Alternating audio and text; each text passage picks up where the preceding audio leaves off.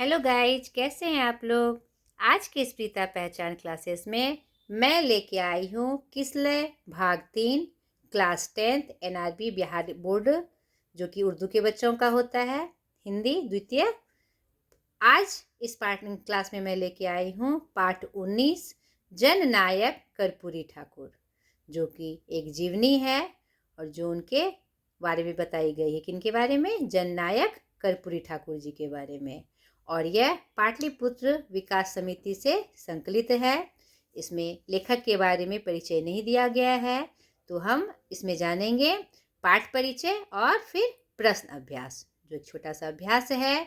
तो चलिए पाठ परिचय में हम देखें इस पाठ में हमारे जननायक कर्पूरी ठाकुर जी का कौन सा परिचय या कौन सी बातें बताई गई है।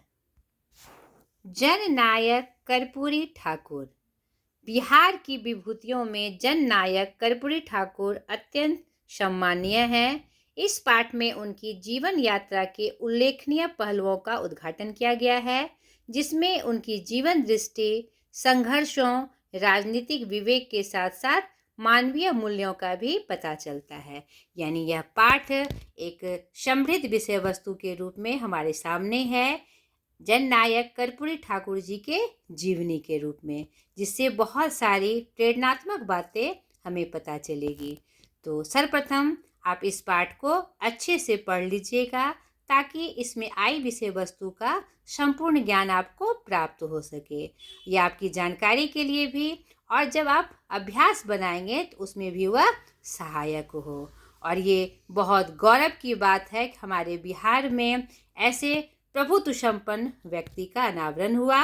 तो चलिए जानते हैं कि इस पाठ के माध्यम से उनका कौन सा परिचय हमें प्राप्त होता है। तो यह पाठ शुरू होता है इन पंक्तियों से: हो सकता है कि विद्या अध्ययन के पश्चात मुझे कोई पद प्राप्त हो जाए। मैं बहुत ऐसो आराम ऐस इशरत में दिन बिताऊं। बड़ी कोठी, घोड़ा गाड़ी, नौकर इत्यादि दिखावट के सभी सामान मुझे मयस्सर हो, पर मुल्क का भी मुझ पर दावा कुछ कम नहीं है। अभी भारत माता प्रतंत्रता की पीड़ा से कराह रही है, और मैं विद्याभ्यास के लिए अपनी पढ़ाई जारी रखूं, यह मुमकिन नहीं है सर। जब तक देश के प्रत्येक निवासी को सम्मानजनक और सुविधा संपन्न स्वाधीन जीवन यापन करने का अवसर नहीं मिलेगा, तब तक मेरे परिजनों को प्रतीक्षा करनी पड़ेगी। यह पंक्ति किनके द्वारा कही गई है? हमारे कर्पूरी ठाकुर द्वारा। इन्हीं पंक्ति से यह पाठ शुरू होता है। ये अल्फाज हैं गरीबों के मसीहा जननायक कर्पूरी ठाकुर जी का, जिन्होंने बचपन से ही देश के प्रति कुछ करने का निर्णय लिया, और उनकी जो नेतृत्व क्षमता थी अपने आप में अनुपम थी। 1942 में अगस्त क्रांति के दौरान उन्होंने स्वयं तो कॉलेज का त्याग किया ही साथ दरभंगा, मुजफ्फरपुर एवं आसपास के शहरों के सभी स्कूलों और कॉलेजों में जाकर छात्रों को बहिष्कार के लिए प्रेरित करते रहे। ठीक है। लोकनायक जयप्रकाश नारायण द्वारा गठित आजाद दस्ता के वे सक्रिय सदस्य थे। तंग आर्थिक स्थिति से निजात पाने के लिए उन्होंने गांव के ही मध्य विद्यालय में 30 रुपये प्रति माह की दर पर प्रधानाध्यापक का पद स्वीकार किया। दिन में स्कूल में अध्यापन कार्य करते और रात में आजाद दस्ता के सदस्य के रूप में जो भी जिम्मेदारी मिलती उसे बखूबी निभाते। 23 अक्टूबर 1943 को रात्रि लगभग 2 बजे वे गिरफ्तार कर लिए गए और दरभंगा जेल में डाल दिए गए। यह उनकी पहली जेल यात्रा थी। इसी क्रम में यह पाठ आगे बढ़ता है उनकी जीवनी को बताते हुए। स्वतंत्रता प्राप्ति के पश्चात 1952 ईस्वी में के प्रथम आम चुनाव में समस्तीपुर के ताजपुर विधानसभा निर्वाचन क्षेत्र से कर्पूरी ठाकुर सोशलिस्ट पार्टी के टिकट पर भारी बहुमत से विजयी रहे। बाढ़, भूड़, गरीबी, बेकारी, भ्रष्टाचार, भूमि सुधार, महंगाई, विकास इत्यादि समस्याओं इन्होंने विधानसभा के अंदर जोरदार आवाज़ बुलंद की।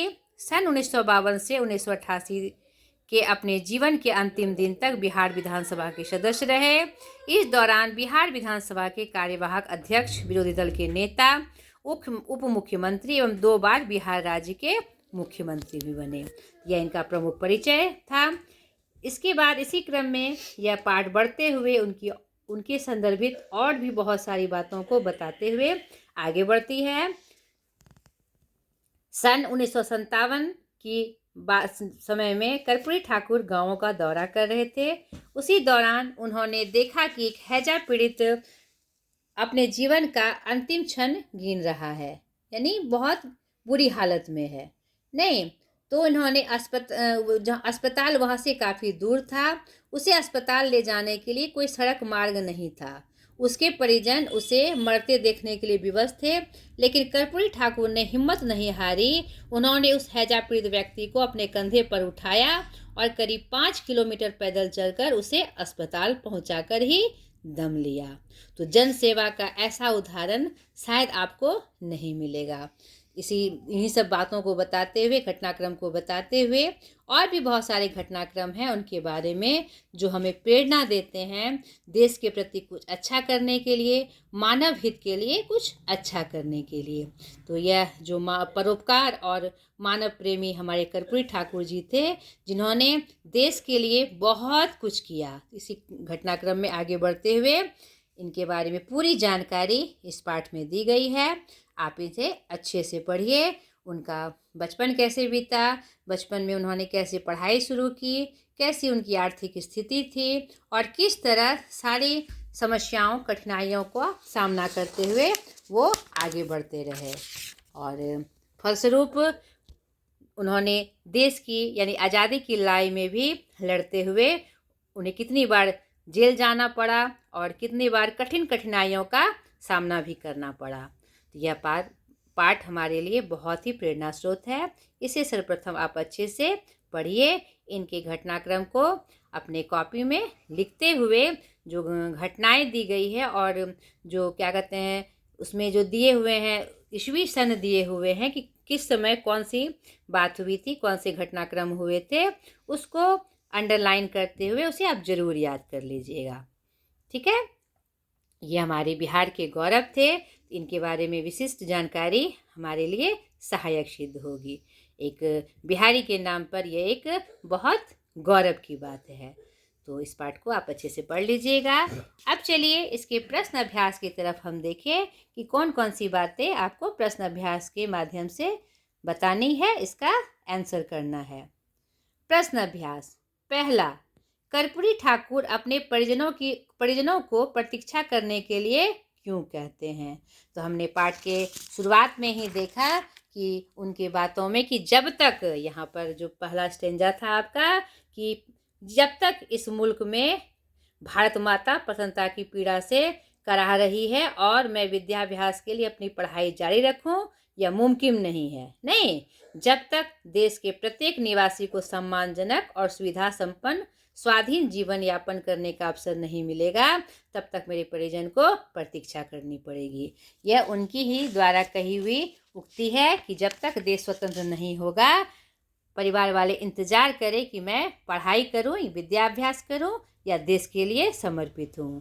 जो उनके भाग्य में होगा वैसा होगा। उनके कहने का यही तात्पर्य है। ठीक है। दूसरा, मैट्रिक के बाद उच्च शिक्षा के लिए उन्हें कहाँ और किस प्रकार जाना पड़ता था? तो आप पाठ जब पढ़ेंगे अच्छे से तो आप देखिएगा, यहाँ पर उनके बारे में स्पष्ट बताया गया है कि मैट्रिक की परीक्षा द्वितीय श्रेणी में उत्तीर्ण करने के बाद उनका जो नामांकन हुआ दरभंगा के चंद्रधारी मिथिला कॉलेज में हुआ। उन्होंने जब उसमें नाम लिखवाया, लेकिन कॉलेज आना जाना एक कठिन काम था। आर्थिक अवस्था इतनी अच्छी नहीं थी कि वह किसी छात्रावास में रहकर पढ़ते। फलतः वह घर से घुटने तक धोती पहने, कंधे पर गमछा रखकर, बिना जूता चप्पल पहने, पांव पैदल चलकर मुक्तापुर रेलवे स्टेशन पहुंचते थे।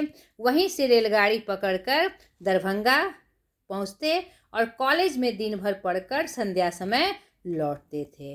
तो उनकी बहुत ही कठिन तरीके से उन्होंने मैट्रिक के बाद उच्च शिक्षा प्राप्त की, लेकिन उनका एक अटूट निश्चय, एक दृढ़ निश्चय जो उनका था कि हमें उच्च शिक्षा प्राप्त करनी है, चाहे कोई भी समस्या आए हमें उसे पार करना है। तो ये हमारे लिए बहुत ही प्रेरणा की बात है।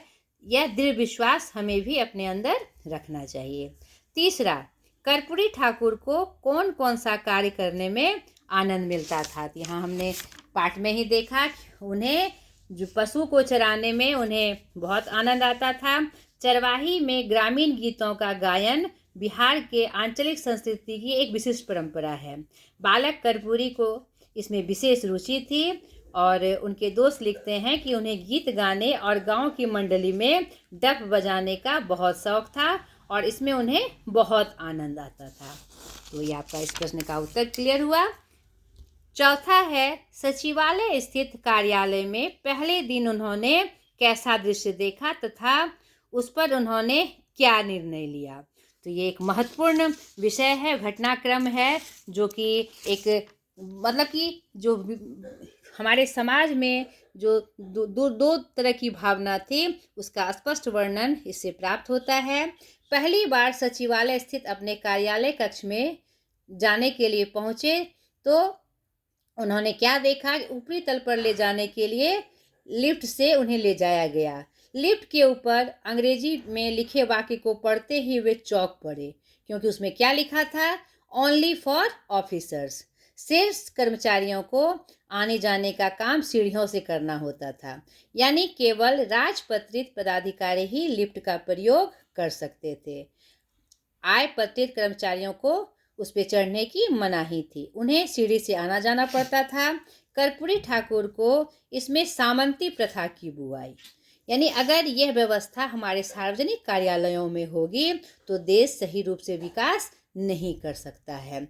यानी जो प्रथा आज से 100 वर्ष पहले चल रही थी उसी प्रथा का उन्होंने चित्रण यहाँ पर पाया। उन्होंने सरकार के वरीय अधिकारियों के इस रूप को प्रतिरोध के रूप में उन्होंने इसे दर्शाया और लिफ्ट का प्रयोग सबके लिए आम कर दिया। यानी अब राजपत्रित कर्मचारी के साथ साथ सचिवालय में काम से आने वाले अन्य लोग भी लिफ्ट का प्रयोग कर सकते थे, जो एक महत्वपूर्ण पहल है। नहीं, सब लोगों के लिए कि सबके लिए अगर हमारे संविधान में ऐसा लिखा हुआ है कि सभी लोग समान हैं, तो फिर ये व्यवस्था क्यों? एक महत्वपूर्ण पहल थी उनकी देश के प्रति। नहीं, आगे देखिए पाठ से आगे। पहला, अपने अध्ययन के दौरान आपको किन किन समस्याओं का सामना करना पड़ता है, ये आपका व्यक्तिगत अनुभव है। अगर कोई बात है, कुछ समस्याएं हैं, आप उसे लिखिए।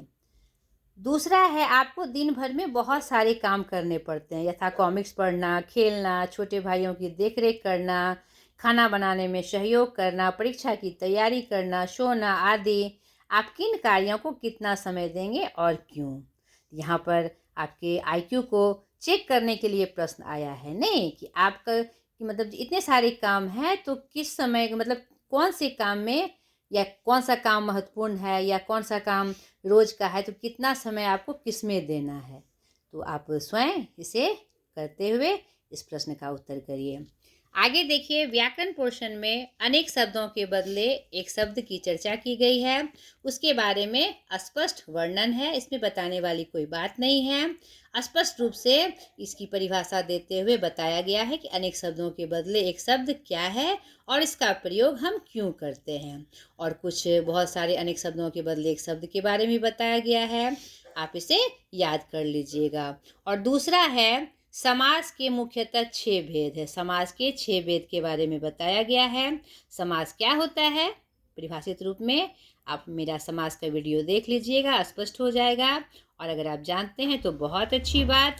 समास क्या है? जब दो शब्द या पद अपनी विभक्ति को छोड़कर आपस में मिलते हैं उसे क्या कहा जाता है? समास कहा जाता है।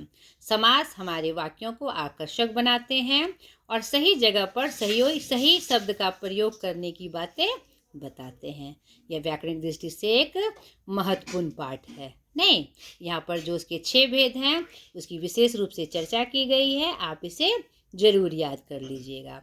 ठीक है, कुछ गतिविधियां हैं, छोटी छोटी गतिविधियां हैं। चारवाही रोपने के दौरान आपके क्षेत्र में गाए जाने वाले गीतों में से कोई एक गीत लिखिए। तो गांव में तो ये परंपरा बहुत समुन्नत है, आपने कोई मतलब सुनी तो ज़रूर होगी, आपको आती नहीं होगी, तो अपने बड़ों से समझकर जानकर इसे लिखिएगा। दूसरा है, अपने गांव ज्वार के किसी गायक या वादक से मिलकर उसके अनुभव को सुनकर अपने शब्दों में लिखिए। यह भी आपके विषय वस्तु को विस्तार देने के लिए है। अगर आपको इसमें दिलचस्पी है तो आप ये काम करके उस विषय वस्तु पर अपनी जानकारी इकट्ठा करिए। ये प्रश्न अभ्यास भी आपका समाप्त हुआ। आशा करती हूँ मैं आपके लिए सहायक हुई होंगी। अगले वीडियो में फिर एक नए पाठ के साथ मैं हाजिर हो जाऊंगी। आज तक के लिए इतना ही। बाय।